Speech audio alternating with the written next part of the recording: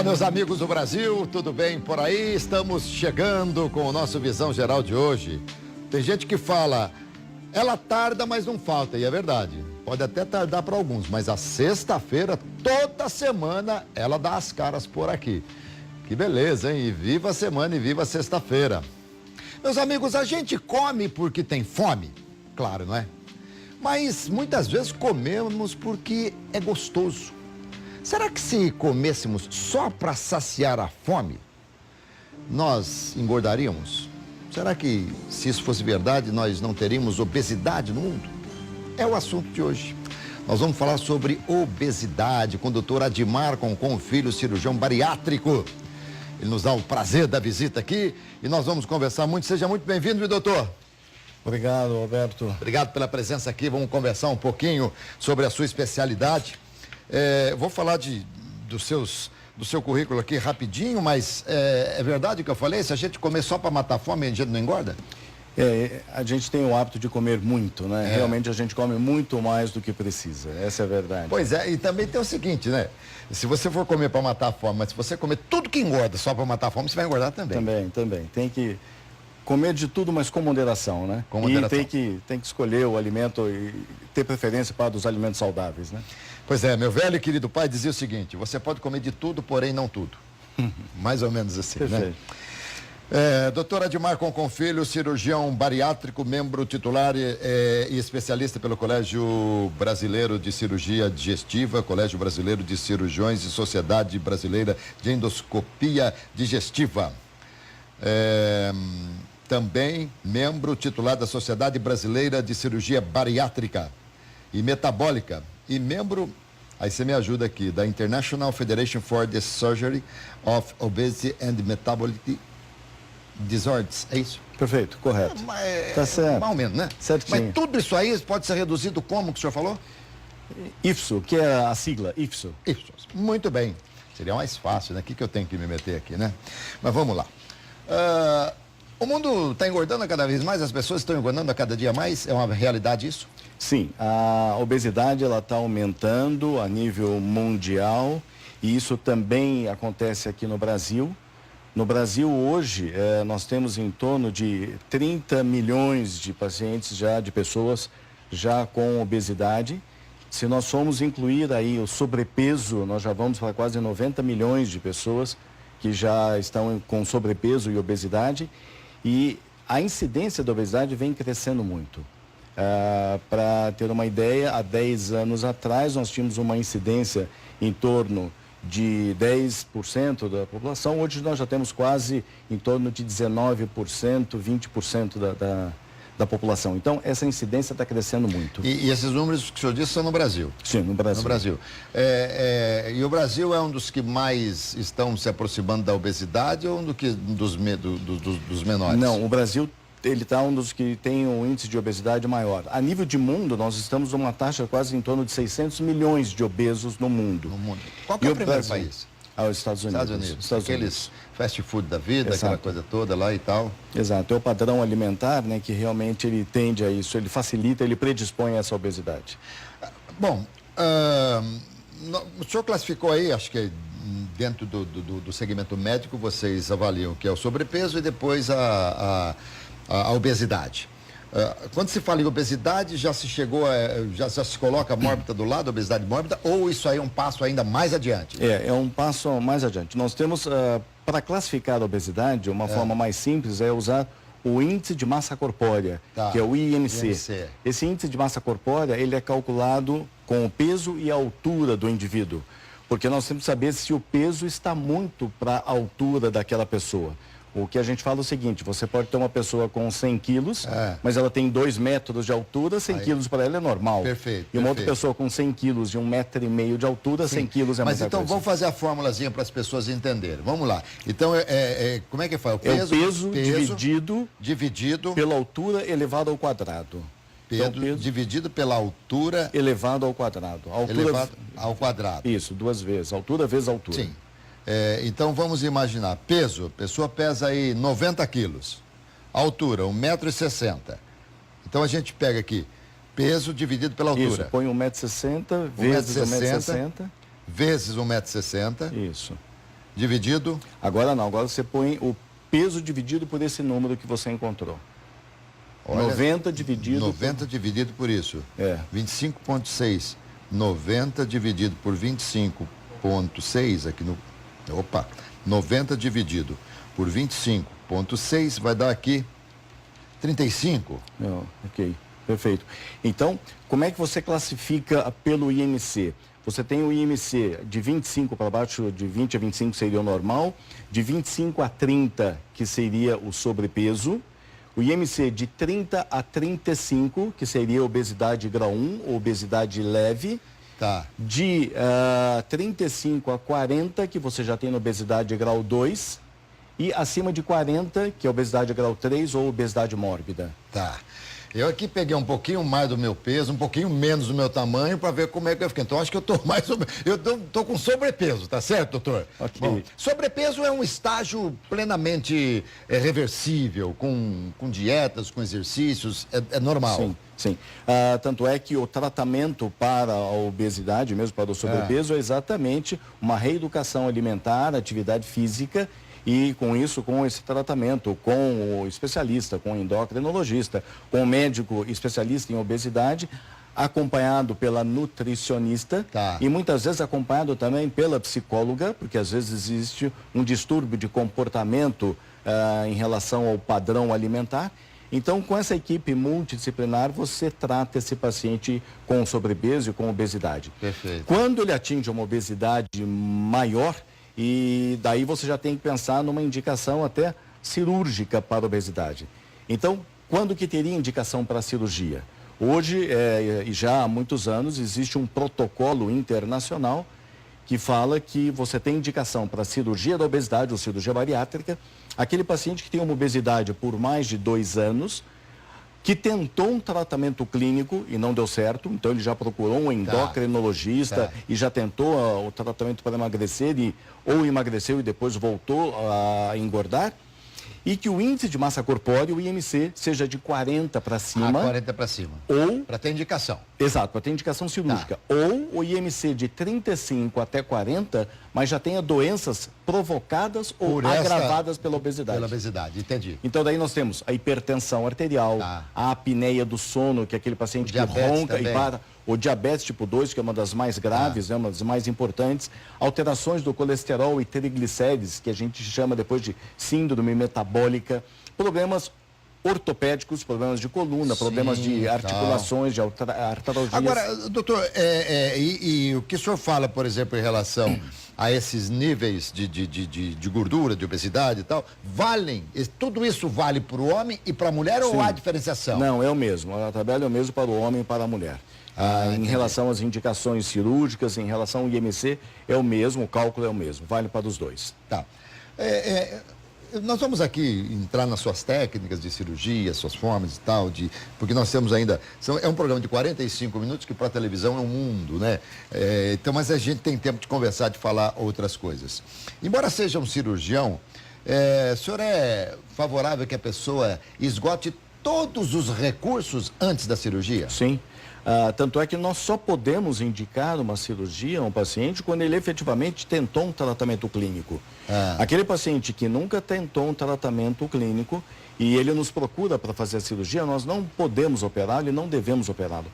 Porque ele tem que tentar esse tratamento clínico exatamente para ver se ele consegue emagrecer e permanecer próximo do peso ideal. Até porque, imagino eu, né?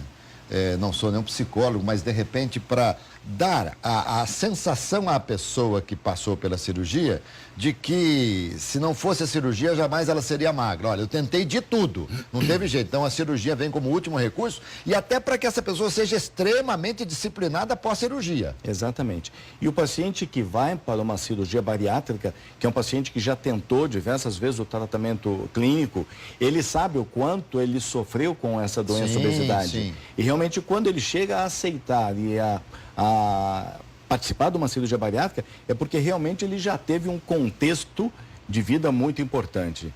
Então, é importante isso e ele passa por uma equipe multidisciplinar nessa avaliação pré-operatória para saber se ele realmente está em condições Ele passa com o endocrinologista, ele passa com o cardiologista, ele passa com a psicóloga, com a nutricionista, vai passar também com a fisioterapeuta para ver a parte pulmonar. Entendi. Então ele passa com toda uma equipe para estar preparado para essa cirurgia. Vez ou outra, nos canais a cabo, nos Discoveries da vida, a gente vê muitas matérias acerca da obesidade e há pessoas que estão com peso tão elevado que não podem fazer a cirurgia antes de perder um pouco de peso.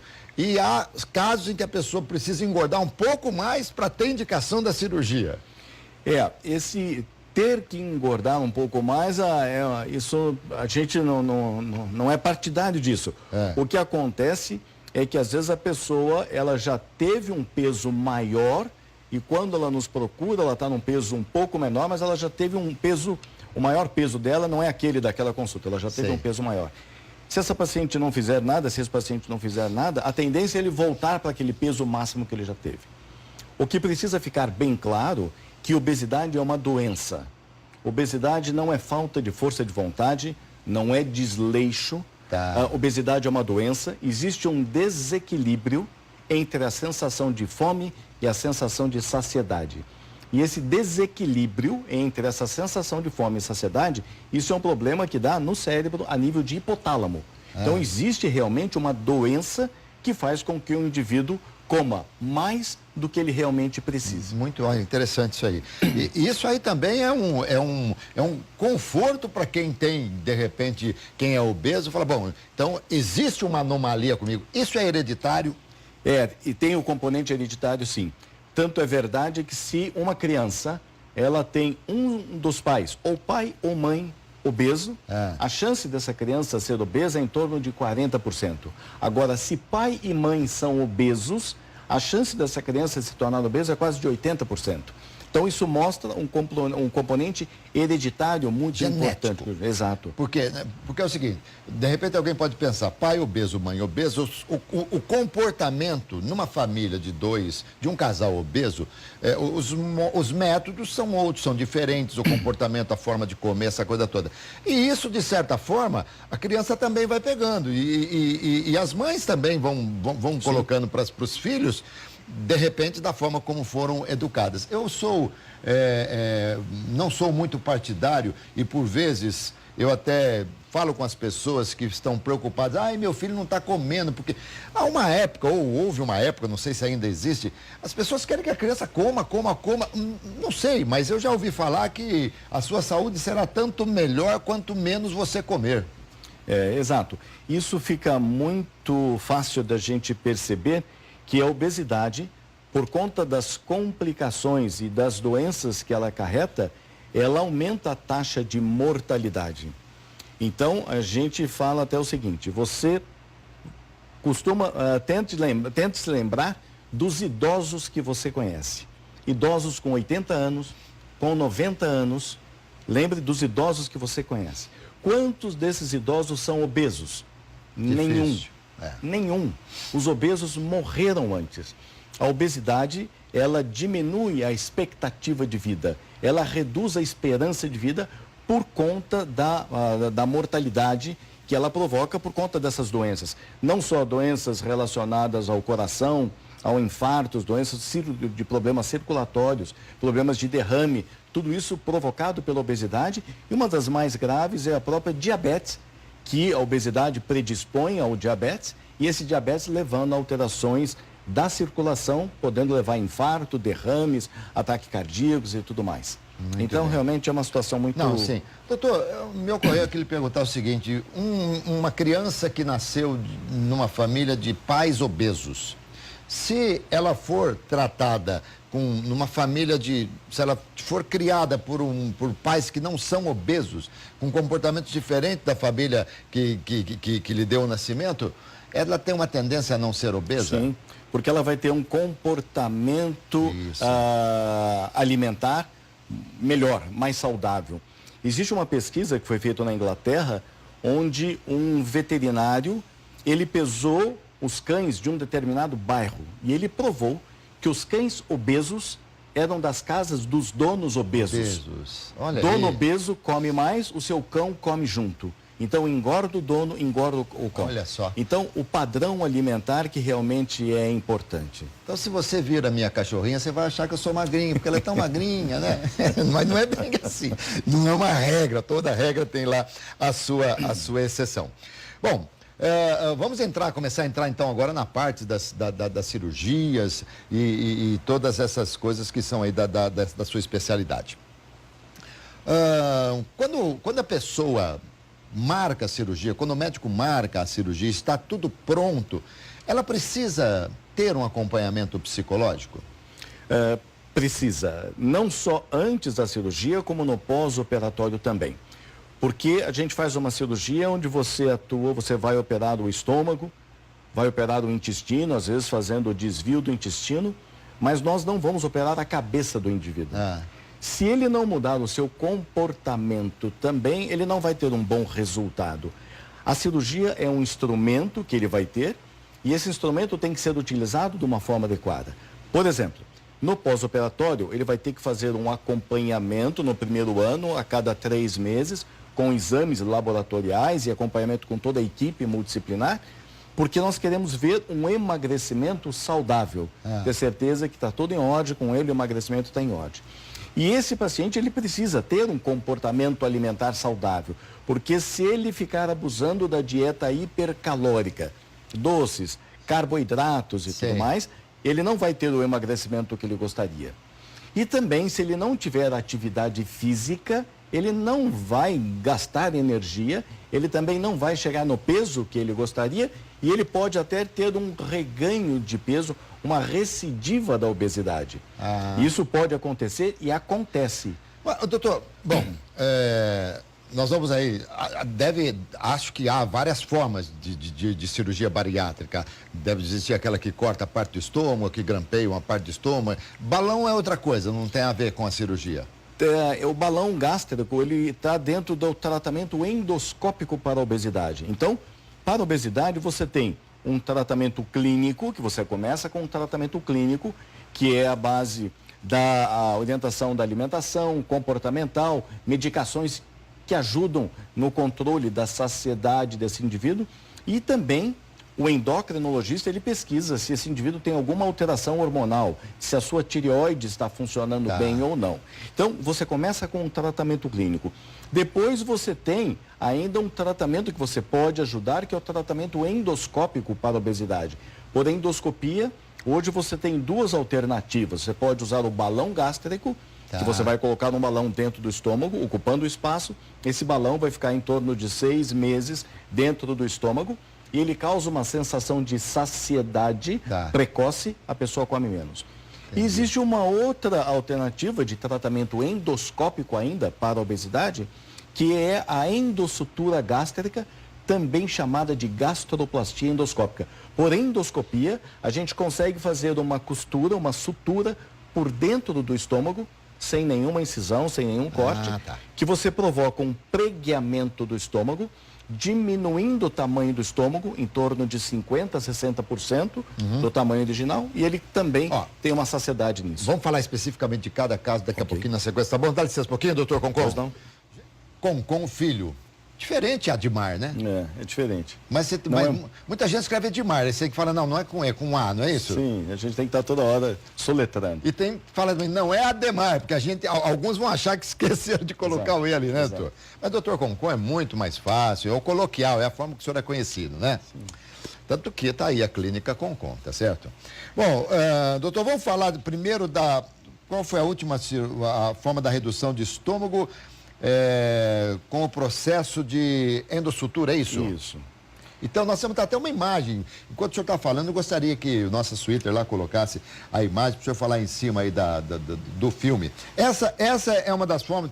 Essa isso. não tem. É por endoscopia, é isso? Exato. Por endoscopia, veja, a gente faz um exame endoscópico, isso precisa ser feito sobre anestesia geral, então no hospital, no centro cirúrgico. Aí o endoscópio, ele está marcando com o bisturi de argônio o local onde vai passar os pontos depois. Às vezes você precisa fazer, às vezes você não precisa marcar com o argônio. E agora, na ponta do endoscópio, a gente vai adaptar um aparelho que ele faz essa sutura, ele permite fazer essa sutura por dentro do estômago, esse aparelho, o overstitch. Com esse aparelho, dando esses pontos, a hora que você aperta o ponto, você provoca um pregueamento do estômago, reduzindo a capacidade gástrica.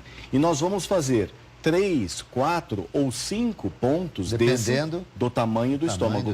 E daí você reduz o tamanho do estômago e com isso você causa uma saciedade precoce. A hora que o indivíduo vai comer, ele já tem uma distensão desse estômago que está reduzido o tamanho. Ele distendendo o fundo gástrico, ele dá um reflexo para o cérebro, que é o reflexo da saciedade, para parar de comer. Com legal. Essa técnica, hoje você consegue um emagrecimento em torno de 20% do peso inicial num período de 2 anos após a realização desse procedimento. E é um procedimento endoscópico, que você não tem nenhum corte na barriga, nada, você faz só por endoscopia e você tem esse emagrecimento em torno de 20%. E esse procedimento ele está indicado principalmente nos indivíduos com obesidade leve, grau 1, aquela obesidade do IMC de 30 a 35. Tá. Que é um indivíduo... É a primeira. Exato, que não tem indicação para cirurgia. Tá. Ele não tem indicação para cirurgia, mas ele pode lançar mão de um método endoscópico para ajudar no tratamento da obesidade. Deixa eu perguntar, primeiro, aquele fio, é fio cirúrgico? Isso. Fio cirúrgico, nunca mais sai, vai ficar não lá. Não sai, é um fio permanente, é inabsorvível. Se houver, por alguma razão, sei lá, um rompimento desse fio, não vai acontecer nada, só vai abrir o estômago. Exato. E se de repente, com o passar dos anos, tiver alguma dilatação desse estômago, você pode fazer novos pontos no futuro, sem problema nenhum. Sem tirar nada do estômago, ele fica ali. Nada. E não tem, bom, o estômago, ele nasceu para, está no nosso corpo para fazer o quilo, para fazer toda aquela digestão e tal. E os sucos do estômago, naquela parte que foi separada, nunca mais vão para lá. Não tem problema. Mesmo que entre alguma coisa ali nesse pregamento, não tem problema nenhum. Isso é feito a digestão, isso se liquefaz e da mesma forma sai. Pode até entrar um grão de arroz ali, vai embora depois. Não tem problema nenhum. Olha, isso é uma cirurgia, isso é novo. Isso é novo. É novo. Isso já tem, no exterior, isso já tem em torno de 3 a 4 anos que isso já está sendo feito. No Brasil, começamos a fazer no ano passado, é novo no Brasil, em julho que nós começamos a fazer a nível de Brasil. Mas a nível de mundo, você já tem hoje em torno de quase 4 mil pessoas submetidas a esse procedimento. Eu não sei qual que é o tempo que vocês médicos ou que os cientistas todos estimam que seja um tempo suficiente para avaliar o resultado positivo. Perfeito. No mínimo 2 anos você tem que ter. Tá. E a gente fala até 5 anos para você ver se o resultado realmente efetivo. Já tem. Tanto nos Estados Unidos quanto na Europa, já tem pacientes com segmento de quase 4 anos deste procedimento. E eles estão realmente com essa manutenção do peso. O resultado está sendo muito bom.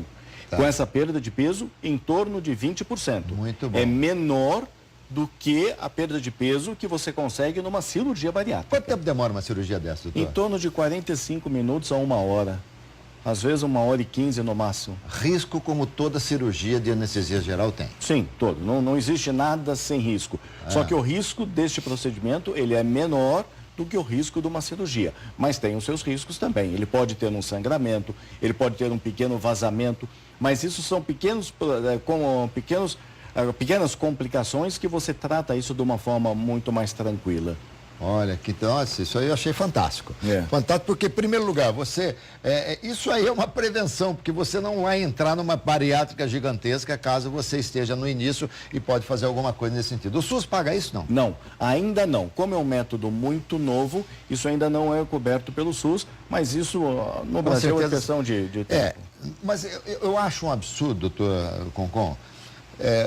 A obesidade traz para o indivíduo tantas complicações que ele procura cada vez mais os centros de saúde. Eu acho que sai muito mais caro para o governo se deixar a coisa seguir ao invés de pagar alguma coisa nesse sentido. É como, por exemplo, o cigarro. O que se arrecada dos impostos é um valor pequeno perto do que se gasta com as consequências, né? Perfeito. O raciocínio está completamente correto. Deveria se pensar alguma coisa nesse sentido. Bom, Essa é uma das formas. O senhor faz essa cirurgia? Sim, por endoscopia. A gente não chama de cirurgia.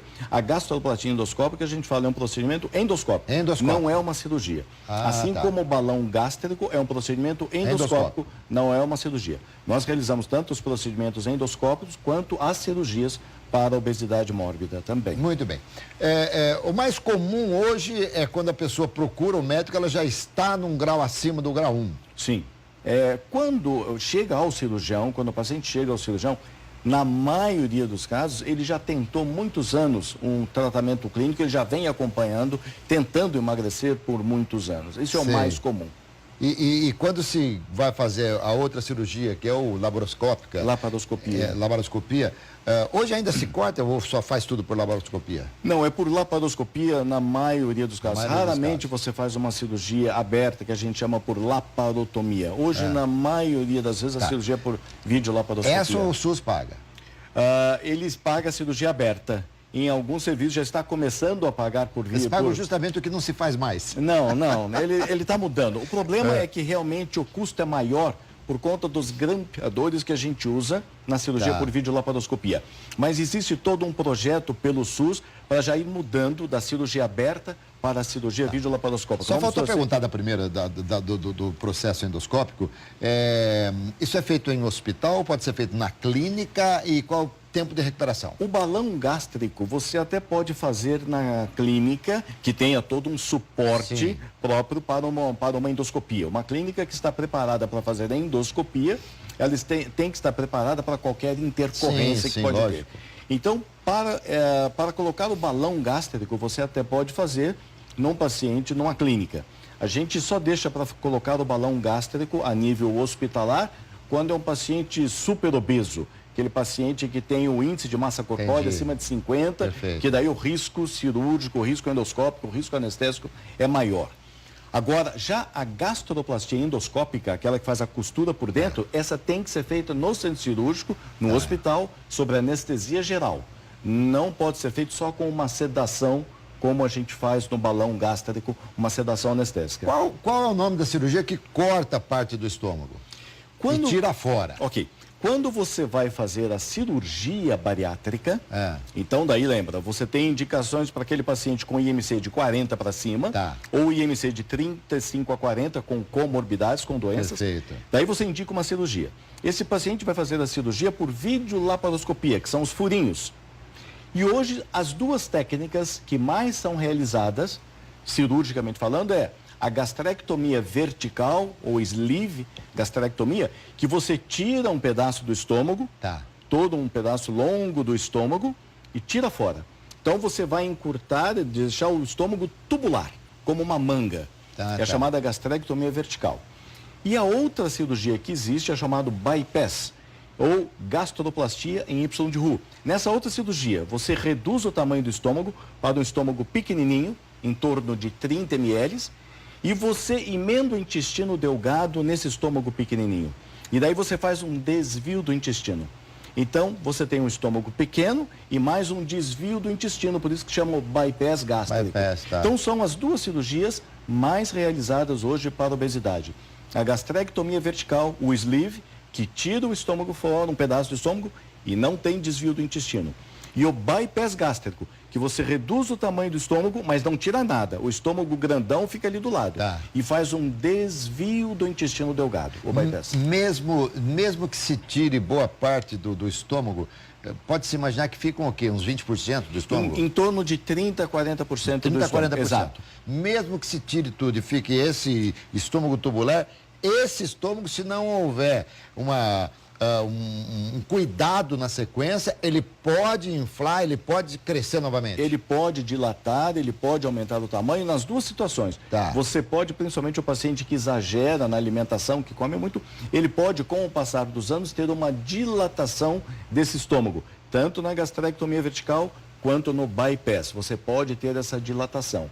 E nas duas situações, se o paciente não tiver uma vida saudável ou se ele abusar dos doces, dos carboidratos, das massas, se ele abusar, também abusou da cerveja em exagero, ele não está proibido de tomar uma cervejinha, uma taça de vinho, ele não. Ele pode, o que ele não pode é abusar. E nas duas situações, se ele tiver o abuso desse alimento hipercalórico, desse carboidrato, desse doce, e se ele não fizer atividade física, a chance dele não chegar no peso que ele gostaria, ou a chance dele ter uma recuperação, uma recidiva da obesidade, existe, é alta. Como é que se trata a recidiva? É mais complicado. É mais complicado. Aí você tem que envolver o paciente em toda a equipe multidisciplinar de novo. Você tem que descobrir aonde está o erro naquele paciente ou na técnica cirúrgica, de repente pode ter alguma falha técnica cirúrgica também. Então você vai ver se a maneira de tratar essa recidiva vai ser com o psicólogo, vai ser com a nutricionista ou com o endócrino, ou vai precisar de uma nova cirurgia, que em alguns casos até isso você precisa. Muito bem. E doutor, como explica bem? Professor, não. Mas vamos falar um pouquinho agora sobre refluxo também, que refluxo, houve um tempo que o mal do século era gastrite. Aí depois estão dizendo que vai ser a depressão, mas refluxo não perde de goleada aí não, né, doutor? A incidência de refluxo é muito alta. Hoje já estima-se que em torno de 30% da população adulta tem refluxo. E esse é chamado refluxo gastroesofágico, que é o refluxo de conteúdo do estômago para o esôfago. Tá. Normalmente não é para ter refluxo ou um refluxo muito pequeno que não provoca sintomas, não tem nenhum problema. Mas quando esse refluxo do conteúdo do estômago começa a voltar para o esôfago, na maioria das vezes um refluxo ácido, ou suco gástrico, às vezes pode voltar até a bile, que vem do fígado, pode voltar para o esôfago também. Isso começa a provocar sintomas do refluxo, que são vários sintomas. Azia, aquela queimação. Pode sentir o alimento voltando até a garganta, pode ter crises de tosse, de rouquidão, aquele pigarro na garganta, também pode ser por refluxo. Aquele negocinho assim. Crise de asma ou bronquite também pode ser decorrente do refluxo. Uma dor no peito, que às vezes você fica preocupado se é ou não angina, um problema do coração, você tem que afastar isso. Então, existem sintomas típicos e sintomas atípicos do refluxo. E o que se faz hoje, então, para tratar o refluxo? Hoje em dia, você começa no refluxo, para quem tem a doença do refluxo gastroesofágico, você começa com o tratamento comportamental. Primeiro, a orientação da alimentação.